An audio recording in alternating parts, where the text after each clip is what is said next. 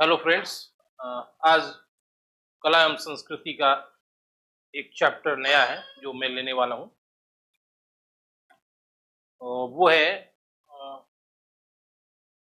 Development of dance in India, यानी भारत में नृत्य का विकास।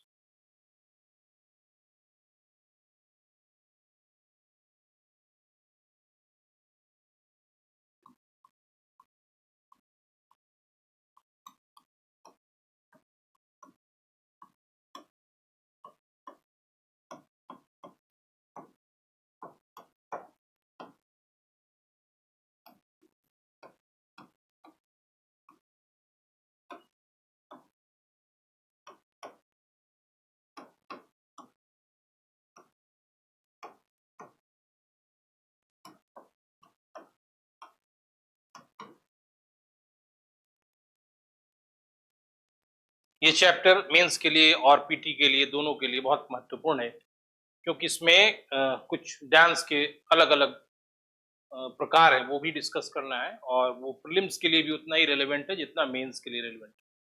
तो पहले हम आप इसका हिस्टोरिकल बैकग्राउंड, ऐतिहासिक पृष्ठभूमि समझते हैं। भारत में नृत्य का पहला एविडेंस, पहला साक्ष्य जो है, वो एक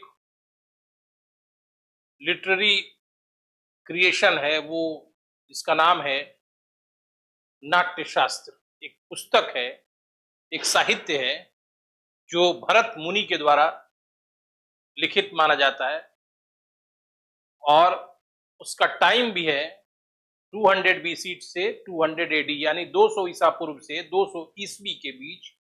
ऐसा माना जाता है कि कंपाइलेशन का काम भरत मुनि के नाट्य शास्त्र के कंपाइलेशन का काम, संकलित करने का काम किया गया, और इसकी बहुत ऑथेंटिक बात है। मैंने बहुत ऑथेंटिसिटी मानी जाती है, प्रमाणिक मानी जाती है पुस्तक, क्योंकि इस दौरान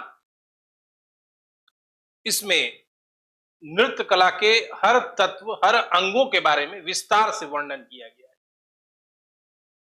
और ऐसा माना जाता है, ये रिलीजियस बात है, और क्वेश्चन के लिए बहुत ज्यादा इंपॉर्टेंस नहीं है इसका, लेकिन फिर भी मैं बता देना चाह रहा हूं कि ऐसी मान्यता है भारत में, भारतीय संस्कृति में, कि देवताओं ने जब ब्रह्मा से मनोविनोद के एक साधन की रचना करने की बात की, इंटरटेनमेंट के लिए कुछ, मतलब एक कुछ करने की बात की, तो ब्रह्मा ने जो हमारे 4 वेद हैं, उन सभी वेदों से कुछ कुछ पहलुओं को लिया, और उन पहलुओं को मिलाकर एक 5वां वेद बना दिया, और उसको कहते हैं नाट्य वेद। ये आपके क्वेश्चन के लिए इंपॉर्टेंट नहीं है, मतलब भारतीय संस्कृति में एक मान्यता है, उस मान्यता को मैं बता रहा हूं। और ब्रह्मा ने बनाते वक्त ऋग्वेद से पथ्य लिया, पथ्य मतलब शब्द, और यजुर्वेद से उन्होंने अभिनय लिया, मतलब भंगिमाएं, जो चेहरे का एक्सप्रेशन है हमारा, उसको भंगिमाएं कहते हैं। और सामवेद से उन्होंने गीत लिया, यानी संगीत, और अथर्ववेद से उन्होंने रस लिया, रस मतलब भाव, इमोशंस।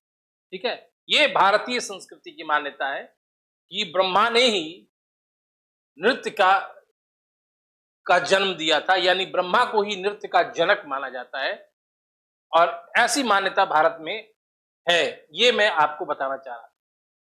तो भारत के नाट्य शास्त्र में नृत्य के बहुत सारे चीज बताए गए हैं, और उसमें सबसे पहली बात ये बात बताई गई है कि नृत्य यानी डांस के 3 आधारभूत तत्व होते हैं। ये इंग्लिश और हिंदी में कोई डिफरेंसेस नहीं होगा, ये वर्ड है, और ये तीनों वर्ड का रेफरेंस वहां पे भरत के नाट्यशास्त्र में दिया गया है।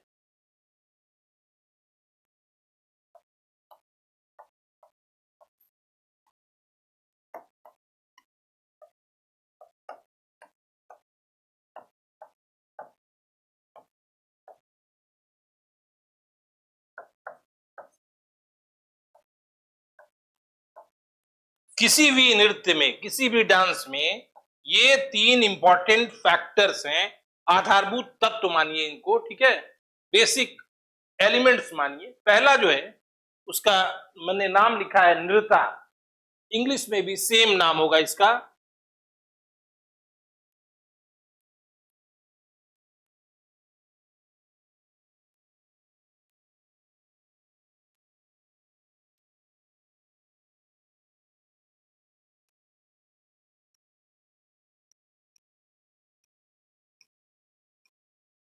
नृत्य।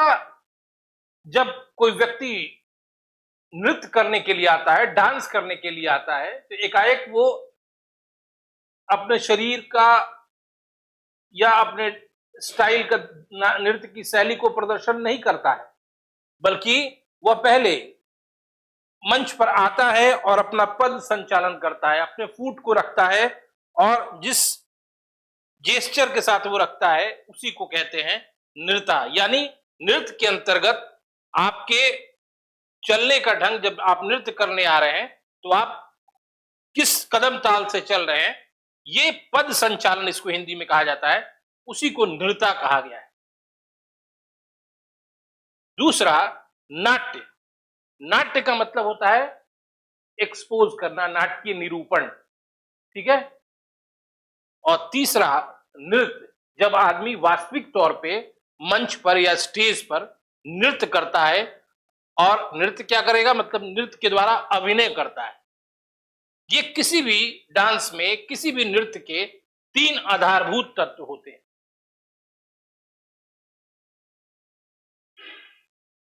और नृत्य को भरत मुनि ने संपूर्ण विद्या माना है। संपूर्ण विद्या मतलब इस नृत्य के विधा में बाकी जो भी कला से संबंधी गतिविधियां हैं सब समाहित है।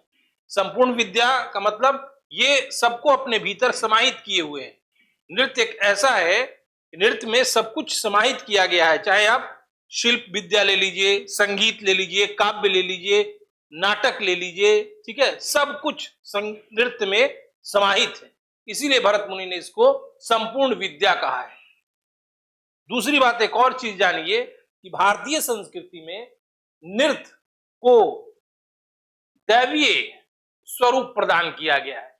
अक्सर आप सुनते भी होंगे और जानते भी होंगे शिव का तांडव नृत्य, और दूसरी तरफ पार्वती जी की भाव भंगिमाएं, ठीक है, स्त्री सुलभ चपलता।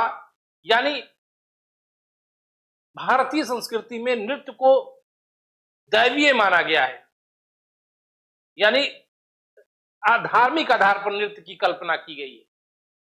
इसलिए नृत्य एक महान विधा है कला के क्षेत्र में, ये हमेशा दिमाग में रखिएगा, ठीक है।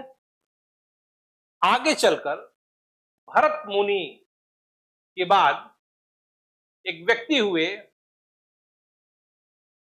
जिन्होंने अभिनय दर्पण नामक एक पुस्तक लिखा, अभिनय दर्पण, ठीक है, जिसमें उन्होंने बताया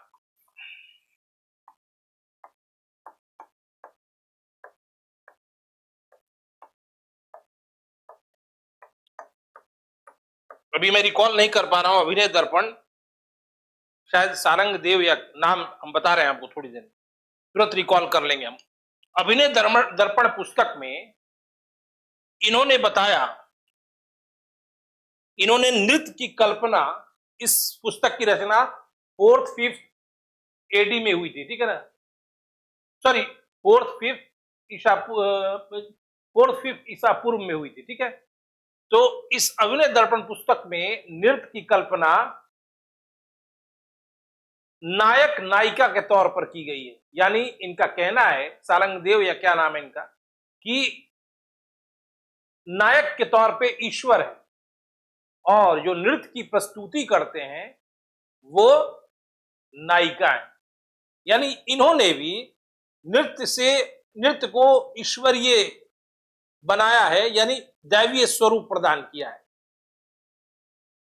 इन अभिनय दर्पण पुस्तक में कहा गया है कि नृत्य, नाट्य और नृत्य तीनों का समाहित होना किसी भी अच्छे नृत्य के लिए पूर्व शर्त है। नृत्य को फिर से मैं आपको बता दे रहा हूं, जब आप स्टेज पर आते हैं आपका पद संचालन कैसा है, यह नृत्य कहलाता है। नाट्य को बताने की जरूरत नहीं है, नाटक करना, ड्रामा करना, ये आप जानते हैं। नाटकीय निरूपण को ही नाट्य कहा गया। और नृत्य, जब आप नृत्य करते हैं, इस नृत्य के द्वारा आप स्टेप्स करते हैं स्टेप्स, यानी एक अभिनय करते हैं, ठीक है। नृत्य के अंतर्गत मुद्राओं का बहुत ही इंपॉर्टेंट रोल होता है। मुद्राओं की गणना की गई है, काउंट किया गया है, तो माना गया है 108 मुद्राएं होती है, ठीक है। 108 मुद्राएं होती हैं।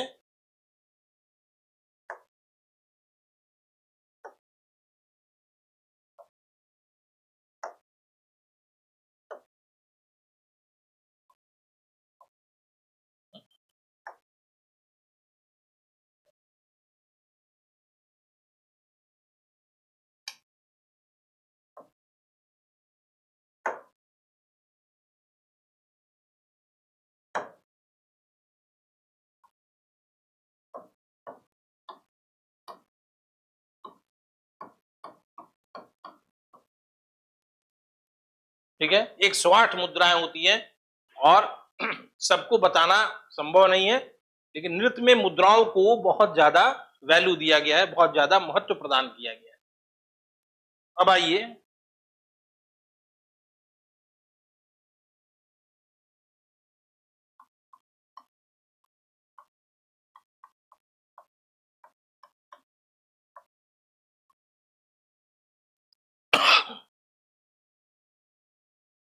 संगीत नाटक अकादमी ने भारत में कुल 8 नृत्यों को शास्त्रीय नृत्य की संज्ञा दी है। यानी संगीत नाटक अकादमी ने 7 नृत्यों को शास्त्रीय नृत्य बताया है। कौन कौन है याद रखिए, इसे भी याद रखना चाहिए। पहला भरतनाट्यम, दूसरा कुचिपुड़ी, तीसरा कथकली, चौथा मोहिनीअट्टम, पांचवा ओडिसी, उड़ीसा से जो है ओडिसी, छठवां मणिपुरी, सातवां कथक और आठवां सत्रिया।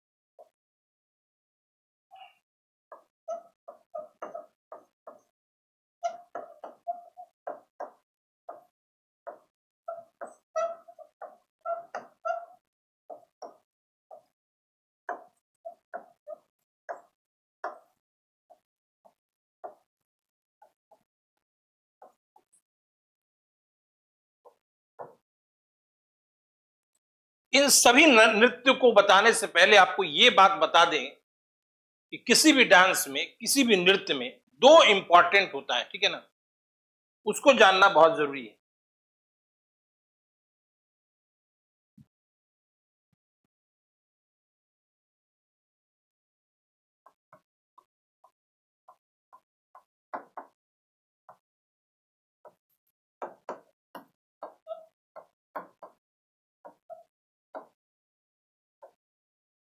लास्य क्या है और तांडव क्या है? लास्य का मतलब होता है भाव, भंगिमा, लालित्य, रस, ठीक है। भाव, भंगिमा, लालित्य और रस। और ये आप सामान्य दिमाग से भी कल्पना कर सकते हैं कि जहां रस, लालित्य, भाव, भंगिमा की बात होगी, वहां पे स्त्रियां पुरुषों से जरूर बेहतर होंगी। बेहतर नहीं होंगी मतलब जहां इन तत्वों की बात आएगी तो स्त्रियों की संकल्पना हमारे दिमाग में, आपके दिमाग में आती है। जहां पे भाव होगा, रस होगा, लालित्य होगा, भंगिमा होगी। यानी किसी भी नृत्य में 2 तत्व होते हैं, लास्य और तांडव। तो लास्य का मतलब हुआ नारी नृत्य से इसकी तुलना की गई है, यानी नृत्य का वह क्षण, वह मुद्रा, वह भाव कि लगे कि ये नृत्य नारी कर रही है, तो नृत्य का वह हिस्सा वो लास्य नृत्य के रूप में कहलाएगा। लेकिन तांडव नृत्य को नर अभिमुख माना गया है, ठीक है, इंक्लाइन टू मैन, यानी आदमी, और तांडव नृत्य करते हुए भगवान शंकर की भी कल्पना की गई है। यानी लास्य में स्त्री सुलभ चपलता होती है, नृत्य का वह हिस्सा जिसमें रस लालित्य भाव हो, वह नारी नृत्यांगना की कल्पना करता है। यानी पुरुष भी अगर कर रहा है और उस तरह की का प्रदर्शन कर रहा है लालित्य रस भाव का, तो यहां पे कल्पना हम करेंगे ये नारी नृत्य है। लेकिन तांडव का जहां तक संबंध है ये पुरुष अभिमुख है, ठीक है ना। यानी तांडव का जो जिस तरह का आप प्रदर्शन कर रहे हैं, अगर पुरुष के प्रदर्शन जैसा लगे वो तांडव, ऐसे समझिए, इसको समझने का ढंग ये है। यानी हर नृत्य में लास्य और तांडव दो प्रमुख तत्व होते हैं। नृत्य का वह हिस्सा जहां लालित्य भाव रस भंगिमाएं प्रदर्शित हो, तो उससे नृत्य नारी की तरफ, मतलब नारी नृत्य की तरफ इशारा करता है। लेकिन जब तांडव नृत्य की बात आती है तो पुरुष नृत्य की तरफ इशारा करता है।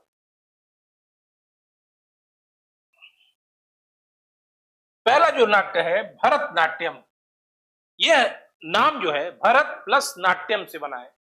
भरत के नाम से आप रूबरू हैं क्योंकि भरत मुनि ने ही नाट्य शास्त्र लिखा था, और नाट्यम का तमिल भाषा में अर्थ नृत्य होता है। ये दोनों शब्दों के संधि विच्छेद से भरतनाट्यम शब्द बना है। हालांकि कुछ विद्वानों ने इसका अपोज किया है और भरत शब्द से भरत मुनि को नहीं जोड़कर कहते हैं कि भरत से भाव रस का बोध होता है। लेकिन हम इस विवाद में नहीं जाएंगे, बस आप एग्जाम प्रिपरेशन के लिए पढ़ रहे हैं तो उतना ही जानिए।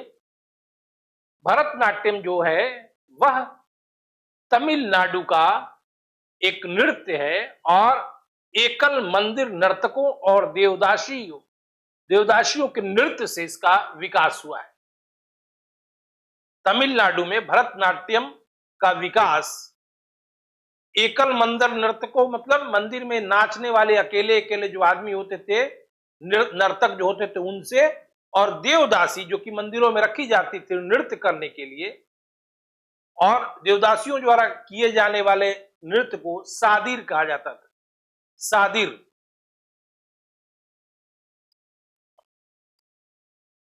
इसीलिए भरतनाट्यम का एक दूसरा नाम दासी अट्टम भी है।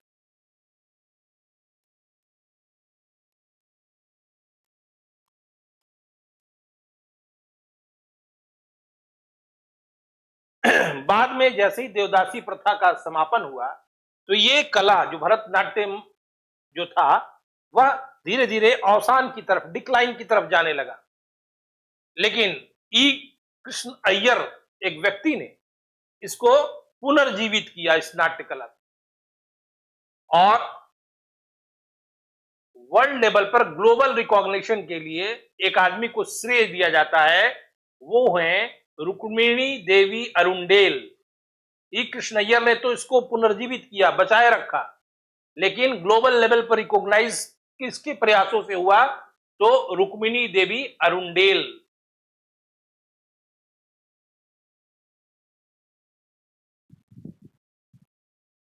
भरतनाट्यम में जब नर्तक नृत्य करते हैं तो उसकी कुछ विशेषताएं दिखाई पड़ती है। पहला बात, इस नृत्य में लास्य और तांडव दोनों पर समान रूप से बल दिया जाता है, यानी स्त्री अभिमुख नृत्य और पुरुष अभिमुख नृत्य दोनों पर बल दिया जाता है। दूसरी बात, ये जब नृत्य होता है, नर्तक नृत्य करते हैं, तो इस नृत्य का एक नाम अग्नि नृत्य भी है। क्यों? क्योंकि शरीर को इस तरह घुमाया जाता है, इस तरह नृत्य किया जाता है जैसे आग की लपटें निकलती हैं, वैसे शरीर के भंगिमाओं और भूमिकाओं को मुड़ने को देख के आपको लगेगा कि आग की लपटें ऐसे ही निकलती। इसीलिए भरतनाट्यम को अग्नि नृत्य भी कहा जाता है। और इस नृत्य में लास्य और तांडव दोनों पर समान रूप से बल दिया जाता है। तीसरी बात, इंपॉर्टेंट बात, भरतनाट्यम में कटकामुख हस्त एक मुद्रा है।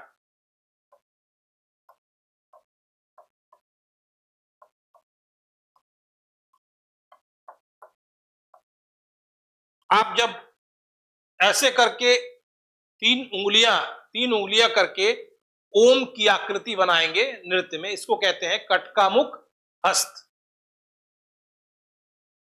ये इस नृत्य का एक प्रमुख स्टेप है, कटकामुख हस्त बनाना, तीन उंगलियों का प्रयोग करके ओम की आकृति बनाना।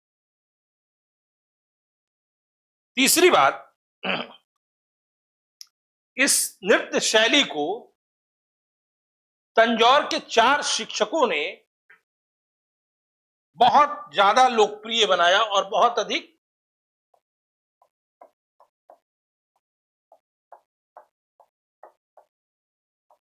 उन शिक्षकों को उसमें एक का नाम याद आ रहा है हमको, शिवनंदम नाम है, बाकी बेली बताएंगे आप।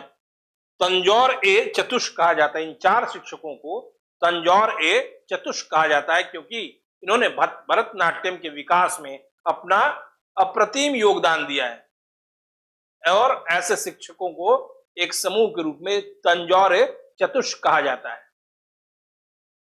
ये जो मुद्राएं मैंने बताया आपको कि पहले लगे कि अग्नि की लपटें निकल रही है नृत्य से, दूसरा कटकामुख हस्त, ठीक है। इसके अलावा इस नृत्य विधा के अंतर्गत पुरुष और स्त्री दोनों में ही, पुरुष और स्त्री दोनों में ही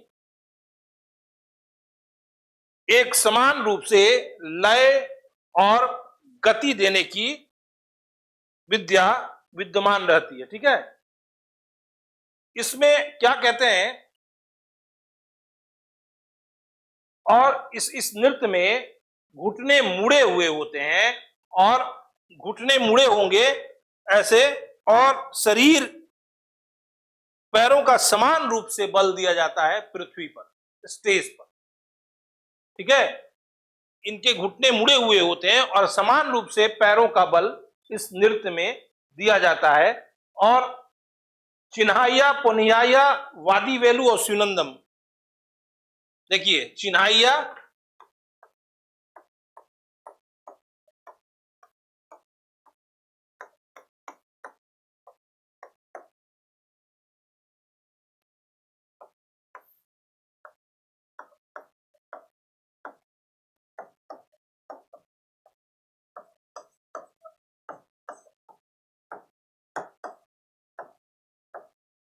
इन्हीं 4 शिक्षकों का अप्रतिम योगदान है भरतनाट्यम के विकास में, और इनको ही तंजौर ए चतुष्क कहा जाता है। तंजौर ए चतुष्क इन्हीं 4 शिक्षकों को कहा जाता है, ठीक है। और इस नृत्य के द्वारा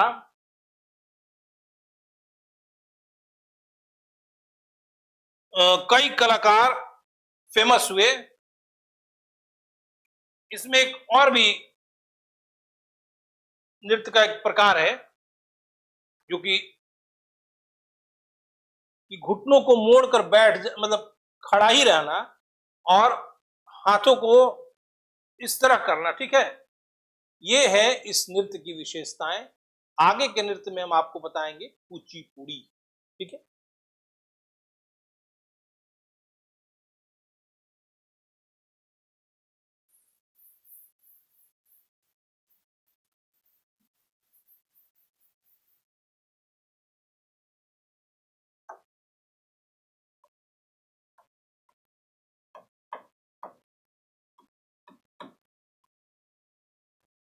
ये नृत्य भी लास्य और तांडव दोनों को समान रूप से बल देता है, लेकिन इसका विकास आंध्र प्रदेश में हुआ था और आंध्र प्रदेश में कुस्सेवा गांव में से ही इस नृत्य विधा की शुरुआत मानी जाती है, क्योंकि उस समय नर्तकों का एक समूह था जो कि गांव-गांव जाकर नृत्य प्रस्तुति करता था।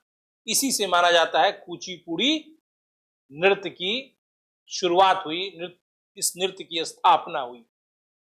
और इस नृत्य का सबसे इंपॉर्टेंट बात क्या है कि ये भागवत, इसका जो विषय होता है नृत्य का, वह भागवत पुराण पर आधारित होता है। यानी नृत्य के माध्यम से जो कहा जाता है, जो प्रस्तुत किया जाता है, उसकी विषय वस्तु जो है भागवत पुराण पर आधारित है। और इसीलिए कुचिपुड़ी नृत्य करने वाले कलाकारों को भागवथालूस कहा जाता है।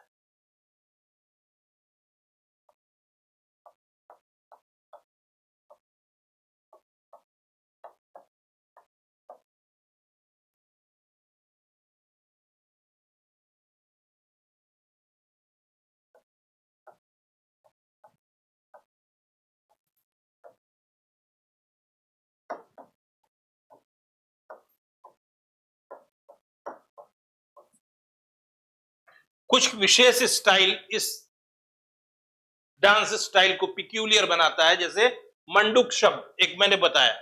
इसमें नर्तक जो है, जो डांस कर रहा है, वो एक मेढक की कहानी बताता है। ठीक है, मेढक की कहानी बताता है मंडूक शब्द। दूसरा मैंने लिखा है नर्तकम। इसमें क्या होता है, पीतल की तस्तरी या थाली के दोनों किनारों पर नर्तक खड़ा होकर, और सर पर क्या होता है, इसके दिया होगा या फिर जल का कोई पात्र होगा, और तब डांस करता है। ये दोनों बहुत स्पेशल विशेषता है इस नर्तक की। पहला मंडूक शब्द यानी एक मेढक की कहानी बताता है नर्तक। दूसरा नर्तकम मतलब थाली के दोनों किनारों पर पैर रख के, बहुत टफ काम है वो, और बैलेंस ऐसा बनाना कि न दिया गिरे ना जल गिरे, दोनों में से कोई एक चीज माथे पर रखते हैं। ठीक है, इसके अलावा इस नृत्य के द्वारा आंध्र प्रदेश में शुरू में पुरुष ब्राह्मणों का एक अधिकार था, लेकिन बाद में दूसरे लोगों ने भी इसको करना शुरू कर दिया। तरंगम उसका नाम है, गलती से लिख दिया था, तरंगम, तरंगम, सॉरी। इसमें पीली पीतल की तस्तरी लेके दोनों पैर खड़ा करके दिया या फिर जल का पात्र लेके उसको बैलेंस किया जाता है, और तब नृत्य की प्रस्तुति की जाती है। ठीक है, इसके द्वारा फिर इसके राधा रेड्डी इसके प्रमुख कलाकार हैं। और इस शैली को माना जाता है कि मानव शरीर में पार्थिव तत्वों को प्रकट करता है। ये नृत्य शैली जो है कुचिपुड़ी, मानव शरीर में पार्थिव तत्वों को प्रकट करता है।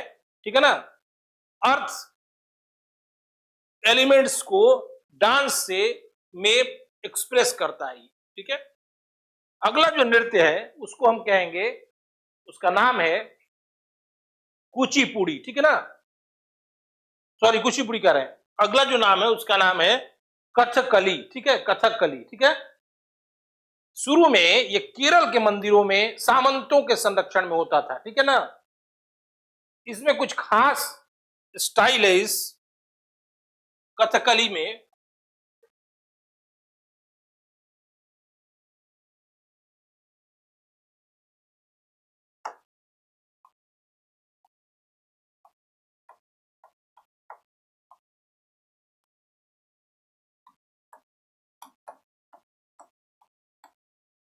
केरल के सामंतों के संरक्षण में ये नृत्य शैली का विकास हुआ, और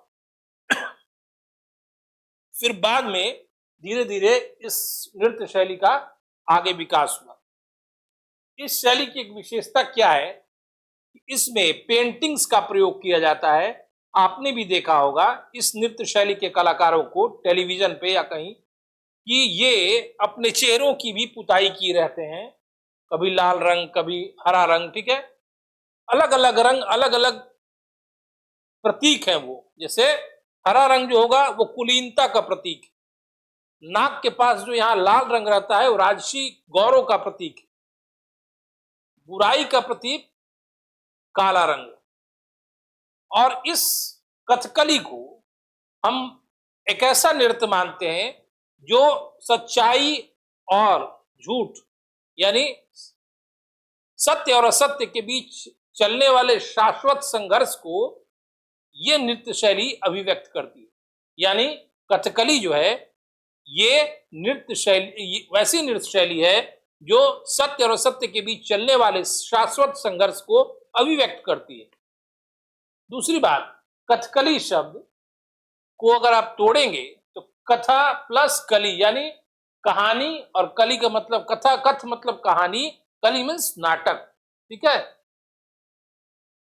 इस शैली के द्वारा कुछ नया विशेषता आया कि हर नर्तक सर पर टोपी, हेड गियर जैसा पहने रहते हैं और चेहरों पर अलग अलग रंग प्रतीक बनाते हैं। और इसके द्वारा ऐसा माना जाता है कि इस नृत्य शैली का विकास केरल में बहुत प्रारंभ में रामाट्टम और कृष्णाट्टम, जिसमें रामायण और महाभारत की कहानियां होती थी, उसी से इस नृत्य शैली का विकास हुआ है। और बाद में इसी विषय वस्तु को अभिव्यक्त करने के लिए जो मैंने रंग वाली बात बताई, तो ये नृत्य शैली हमेशा सत्य और असत्य के बीच चलने वाले शाश्वत संघर्ष को अभिव्यक्त करती है। और इस नृत्य शैली ने केरल में एक बहुत इंपॉर्टेंट रोल अदा किया सांस्कृतिक विकास में।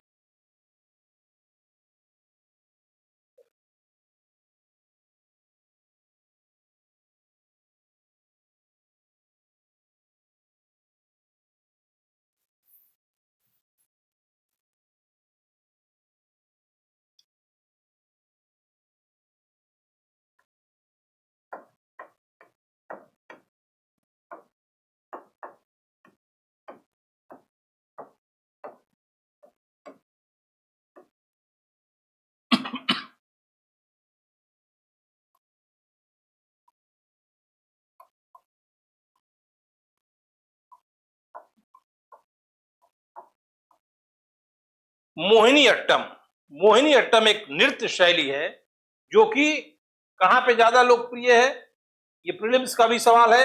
और मोहिनी अट्टम नृत्य शैली जो है वो इंपॉर्टेंट है। क्यों इंपॉर्टेंट है? क्योंकि ये मोहिनी अट्टम भी केरल से ही इसका उद्भव हुआ है और इसमें विष्णु के स्त्रैण नृत्य की कहानी बताई गई है। ठीक है ना, मोहिनी का मतलब होता है, अट्टम का अर्थ नृत्य होता है। ठीक है ना, मोहिनी का मतलब सुंदर स्त्री और अट्टम का मतलब नृत्य है। ठीक है ना, मोहिनी मतलब सुंदर स्त्री और अट्टम मतलब नृत्य। इसमें विष्णु के स्त्रैण नृत्य को, मतलब स्त्री तरफ झुका हुआ वैसे नृत्य को प्रदर्शित किया जाता है। और इस नृत्य के द्वारा कलाकार अपनी विभिन्न भंगिमाओं को प्रदर्शित करते हैं और इस भंगिमाओं के प्रदर्शन में कई बार इसके द्वारा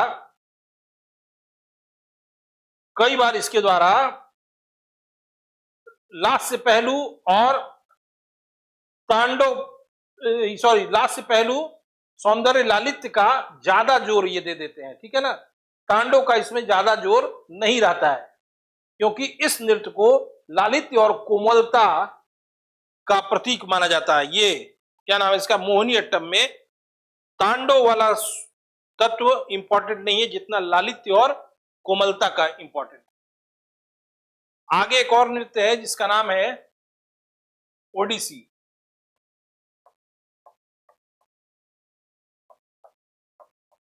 ओडिसी नृत्य भी, इसमें हमेशा इंपॉर्टेंट बात रखिएगा कि ये इसका पहला एविडेंस खंडगिरी और उदयगिरी गुफाओं से मिला है। ठीक है, खंडगिरी और उदयगिरी गुफाओं से इसका साक्ष्य मिला है और माना जाता है कि इस नृत्य विधा को खारवेल नामक राजा का संरक्षण प्राप्त था और उसका एक इंस्क्रिप्शन भी मिला है, आप जान रहे होंगे, हाथी गुम्फा अभिलेख। ठीक है, त्रिभंग मुद्रा जिसमें इस तरह किया जाता है, इस नृत्य की बहुत विशेषता है।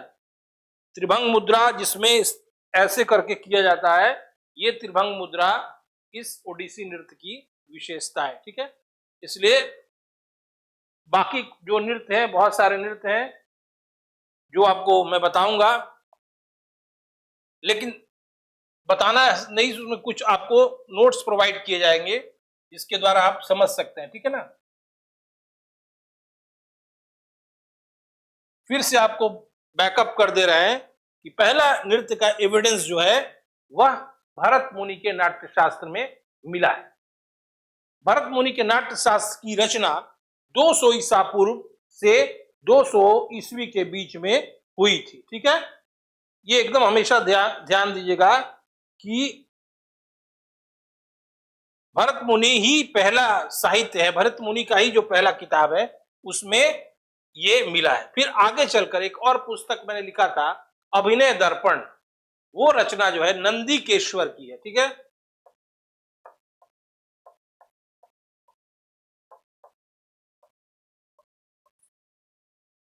हर पॉइंट आपको क्लास में नहीं बताया जा सकता एक एक डांस का, और आपको कुछ जो रेलेवेंट पॉइंट है मतलब आपका वर्ड लिमिटेशन भी एग्जाम में, ऐसा नहीं है कि लंबा लिखना है भरतनाट्यम की विशेषताएं बताइए, ऐसा नहीं।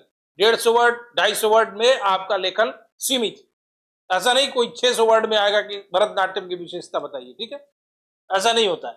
तो बाद में नंदिकेश्वर ने एक किताब लिखी अभिनय दर्पण, जिसमें उन्होंने बताया कि हर नृत्य में 3 तत्व बहुत इंपॉर्टेंट होते हैं। मैंने बताया भी, पहला नृत्य, दूसरा नाट्य और तीसरा नृत्य, ठीक है। इन्हीं के आधार पर फिर नृत्य में 2 आधारभूत तत्व होते हैं, मैंने बता दिया। एक है लास्य और दूसरा तांडव। लास्य का मतलब मैंने बता दिया, जब स्त्री सुलभ चपलता, लालित्य, रस, भाव हो नृत्य में, उसको नृत्य का लालित्य वाला हिस्सा कहा जाता है, सॉरी, नृत्य का लास्य वाला हिस्सा कहा जाता है।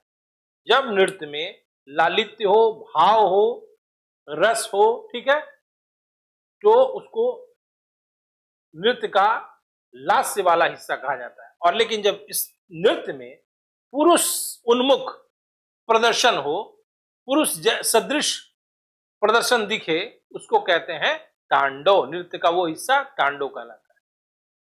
एक और चीज बता दें आपको, नृत्य के द्वारा भावों की भी अभिव्यक्ति की जाती है। जिस प्रकार नृत्य के लिए 108 मुद्राएं होती हैं, उसी तरह नृत्य के द्वारा भावों को भी, इमोशंस को भी एक्सप्रेस किया जाता है, और आपके नृत्य के स्टाइल से आपके चेहरे का करुणा भाव, रौद्र भाव, हास्य भाव ये प्रदर्शित होगा। दूसरी बात कि एक संगीत नाटक अकादमी ने भारत में 8 शास्त्रीय नृत्यों की बात की है। पहला है, मैंने फिर से आपको रिपीट कर रहा है ताकि आप याद कर लीजिए, पहला भरतनाट्यम, दूसरा कुचिपुड़ी, तीसरा कथकली, चौथा मोहिनीअट्टम, पांचवा ओडिसी, छठा मणिपुरी, सातवां कथक और आठवां सत्रिया, ठीक है। इन नाटकों के अलावा और कोई भी नाटक करें, इन नृत्यों के अलावा भारत में और कोई भी नृत्य को शास्त्रीय नृत्य का दर्जा प्राप्त नहीं है, और ऑफिशियली इनको एक्सेप्ट किया गया। और क्वेश्चन भी जब आपके पास आएगा तो इन्हीं नृत्यों से संबंधित आएगा। मॉडर्न टाइम में डांस के अलग अलग रूप विकसित हुए हैं, लेकिन वो शास्त्रीय नृत्य नहीं है, ठीक है। अलग अलग स्टेप से लोग डांस कर रहे हैं, लेकिन वो रिकॉग्नाइज्ड डांस स्टाइल नहीं है। आए दिन इंडियन आइडल और ये वो में डांस कॉम्पिटिशन्स होते हैं, लेकिन वो क्लासिकल डांस की श्रेणी में नहीं है, ठीक है। आपका मकसद, आपका काम सिर्फ इसी डांस फॉर 8 जो फॉर्म्स हैं डांस के, इसी से मतलब है। आप क्वेश्चन हमेशा इसी से रिलेटेड आएंगे, बाकी डांस स्टाइल से नहीं आएंगे, ठीक है। तो इसको आप ध्यान रखिएगा, इसी इर्द गिर्द आपका सवाल रहेगा, यही 8 डांस के जो फॉर्म है। और शब्दों का लिमिटेशन है, वर्ड लिमिटेशन है। अगर आपको 6, 7, 8 पॉइंट भी याद है और 150 वर्ड में लिखना है, तो कुछ पॉइंट्स को अवॉइड करना चाहिए, नहीं संभव है, ठीक है। क्वेश्चन का लेंथ नहीं बढ़ना चाहिए। इसलिए जो रेलेवेंट है, मुख्य मुख्य पॉइंट है, वही आपको क्वेश्चन में लिखना है।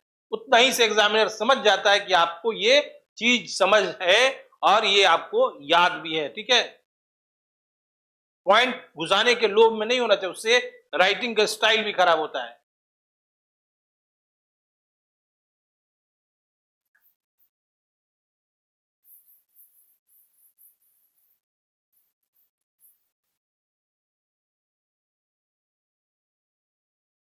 कल मैंने आपको कुछ लिटरेचर लिखवाया था, उसमें कुछ एक आध किताब छूट गया था, हम जा रहे थे, हम याद भी नहीं था, तो उसको फिर से एक बार लिख लीजिए आप।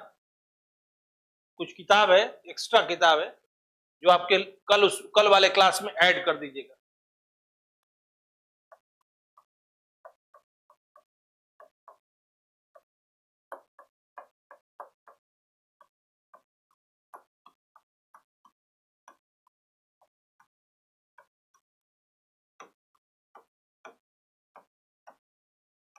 जैसे दबिस्तान ए महाजिब, ठीक है ना, मोहसिन फानी ने लिखा है। ये आर्ट एंड कल्चर से ही रिलेटेड है, साहित्य भी। जो मैं लिस्टिंग करा रहा हूं, ऐसा मत सोचिए कि लिटरेचर का आर्ट एंड कल्चर में कोई वैल्यू नहीं है। ठीक है, इसमें भी है, पीटी के लिए बहुत इंपॉर्टेंट है ये सब। आर्ट एंड कल्चर से पीटी में भी सवाल आएगा। अक्सर बुक्स और राइटर्स का मैचिंग क्वेश्चन हमेशा आता है।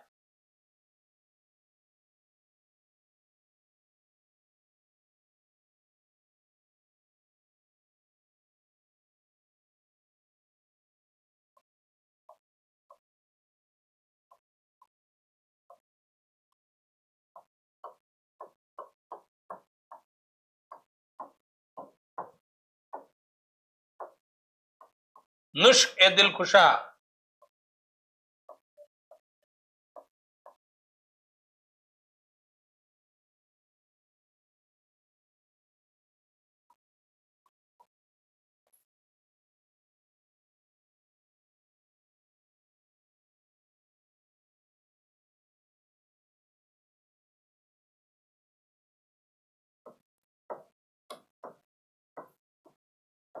भीमसेन बुरहानपुरी।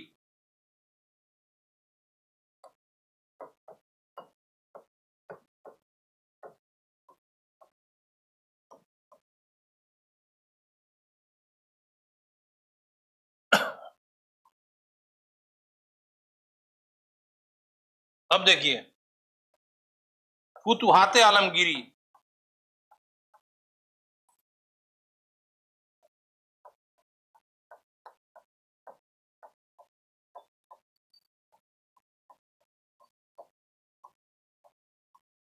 ईश्वरदास नागर,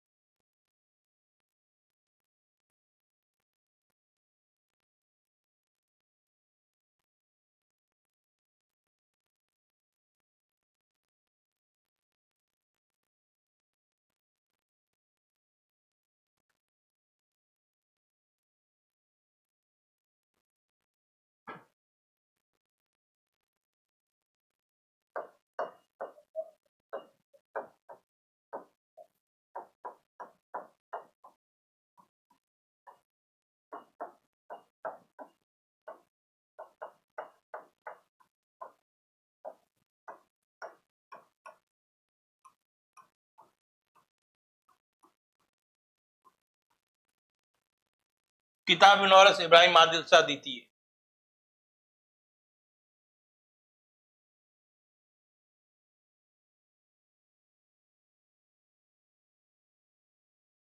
आलमगीरनामा,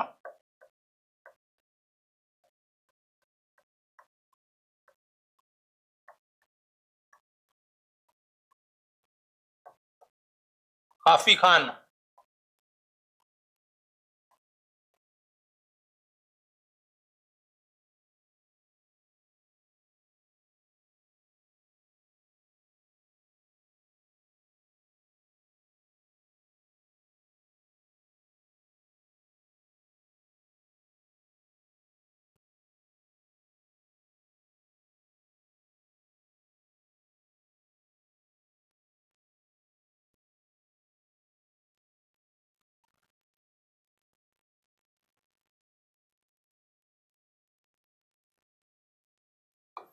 ये देखिए एंशिएंट हिस्ट्री की किताब है।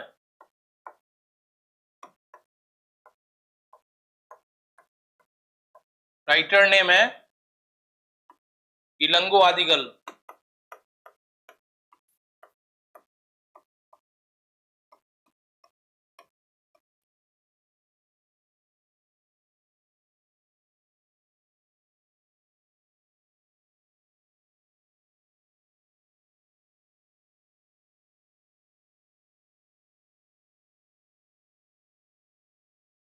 शिल्पाधिकारम।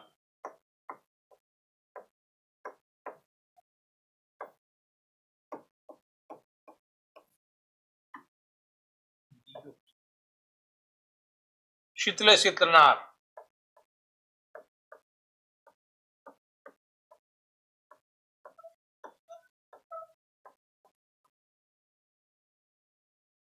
ये कल वाले क्लास में ऐड कर लीजिएगा, क्योंकि कुछ किताबें मैंने छोड़ दिया था और जरूरी था इस ओवरऑल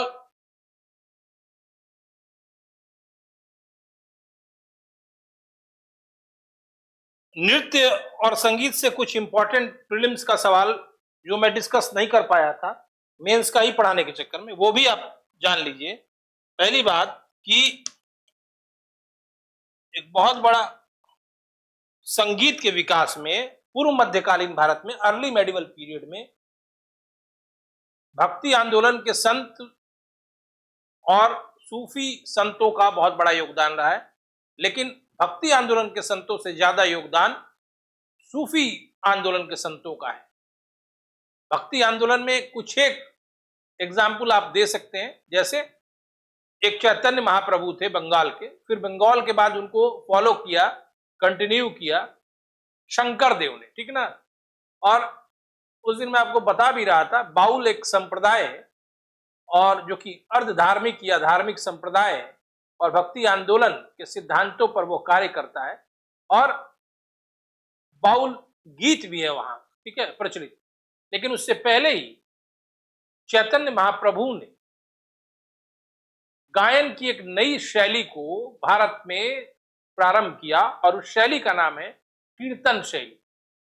चैतन्य महाप्रभु बंगाल, वृंदावन और पूरे भारत का भ्रमण किए और ईश्वरीय तादात्म्य स्थापित करने के लिए, ईश्वर से निकटता स्थापित करने के लिए उन्होंने गायन की एक नई शैली को विकसित किया और वो था कीर्तन, ठीक है। चैतन्य चरितामृत एक किताब है, उसमें भी इस बात को बताया गया है। दूसरा जो योगदान रहा है वो सूफी संतों का है। उन्होंने संगीत को हमेशा तवज्जो दिया है और क्षमा, क्षमा होता है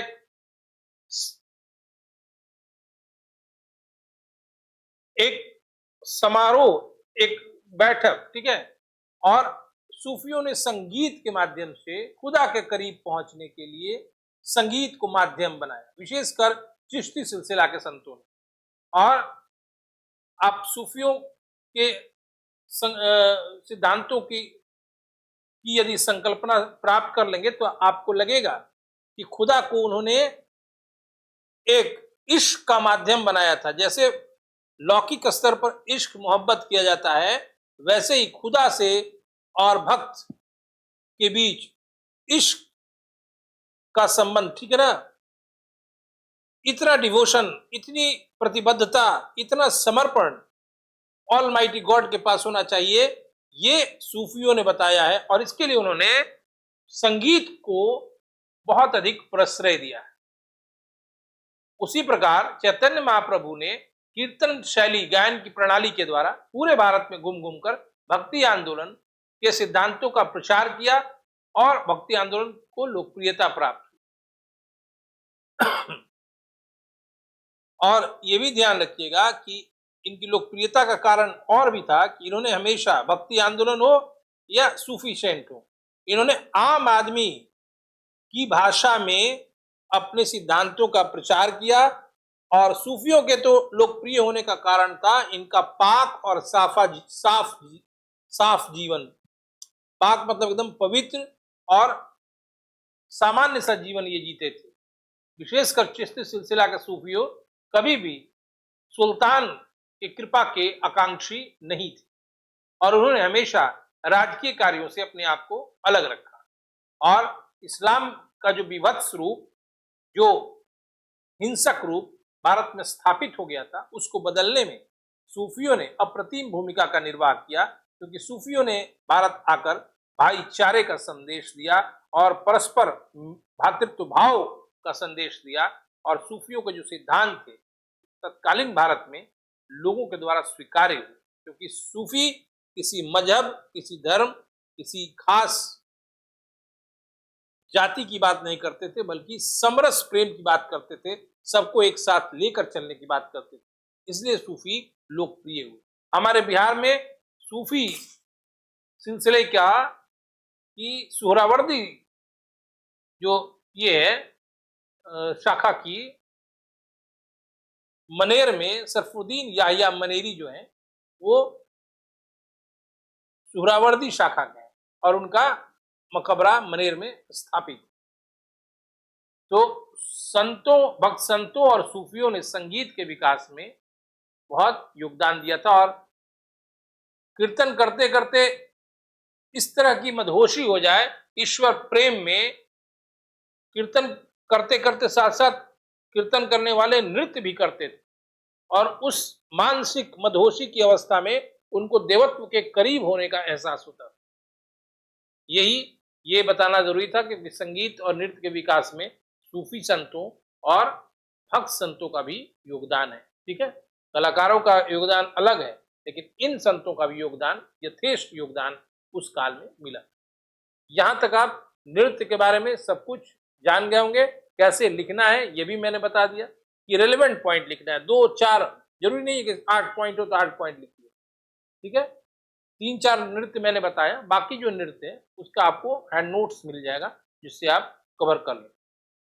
और ऐसे ही लिखना है, अगर हिस्टोरिकल बैकग्राउंड पूछे तो आपको बताना है कि स्टार्टिंग भरत मुनि का नाट्यशास्त्र, फिर नंदिकेश्वर की रचना, अभिनय दर्पण, क्या कहा गया। ठीक है ना, इतना डिटेल आपको थॉट नहीं पूछेगा, बस पूछा जाता है कि भरतनाट्यम, बस हो गया, क्या है या क्या नहीं है, मतलब उसकी विशेषताएं बताइए।